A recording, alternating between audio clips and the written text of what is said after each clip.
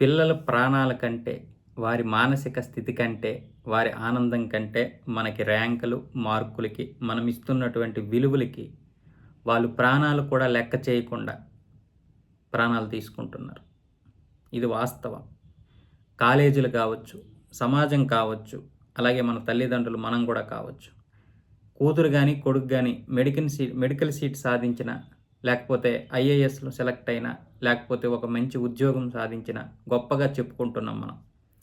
మనం గొప్పగా చెప్పుకోవడం తప్పు కాదు. కానీ ఇతరులని కించపరుస్తూ మరి మన పిల్లల గురించి గొప్పలు చెప్పుకుంటున్నాం. ఒక్కొక్కసారి ఆ గొప్పలే ప్రాణాలు తీస్తున్నాయి.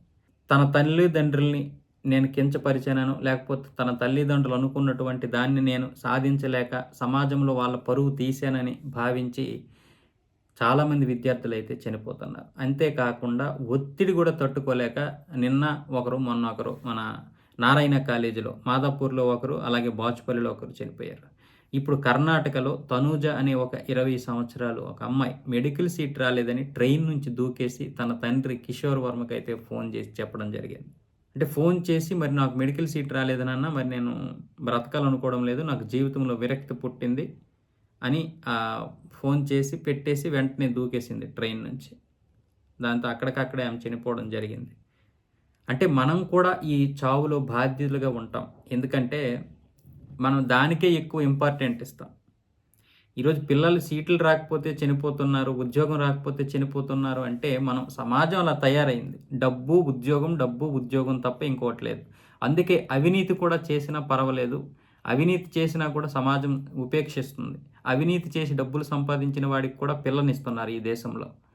అందుకే అవినీతి చేసినవాడు ఈ దేశంలో గౌరవంగా బ్రతకగలుగుతున్నాడు. అంతే తప్ప ఇలాగ అవినీతి చేసి దొరికిపోతే వాళ్ళకేమి ఇది లేదు. సిగ్గనిపించదు. ఎందుకంటే సమాజం అలాగ ఉంది కాబట్టి. పిల్లల్ని పెంచే విధానం కేవలం ఏదో డబ్బుంది కాబట్టి ఇష్టం వచ్చినట్లుగా అన్నీ పెట్టేయడమే కాదు. వాళ్ళకి ధైర్యాన్ని కూడా నింపాలి. వాళ్ళు చదువులో ఏ విధంగా అనే దాని మీద కంటే కూడా ఎవరెవరితో స్నేహం చేస్తున్నాడు, ఏమేం చేస్తున్నాడు అనేది కూడా మీరు పట్టించుకోవాలి. జీవితం అంటే కేవలం ఇది మాత్రమే కాదని అన్నీ చూపించగలగాలి. మీరన్నీ నేర్పించగలగాలి. కేవలం డబ్బు సంపాదిస్తే ఏంటి ఉపయోగం? పిల్లల పెంపకం కూడా మనది ముఖ్యం. మనం కావచ్చు, విద్యార్థులుగా ఉపాధ్యాయులు కావచ్చు, సమాజం కావచ్చు. ముగ్గురము కీలకమైనటువంటి బాధ్యత వహించాలి. ముఖ్యంగా తల్లిదండ్రులు వహించాలి ఈ విషయంలో.